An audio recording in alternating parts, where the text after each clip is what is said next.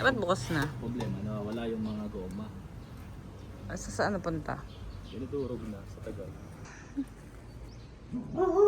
Wait lang, narinig ako ng aso. Paano papasukan kasi wala nang goma? Wala nang gasket eh. Saan tayo dapat na kumukuha ng goma? Wala na, bago na dapat. Bago ng ilaw, papalitan? December. Pag pinasok ng ilaw, ano mangyayari? Ito basa.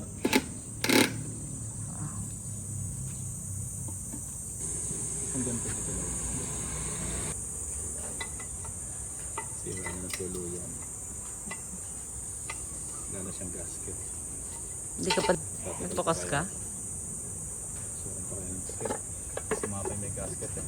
Hindi, yan lang pala eh. Kaya ba?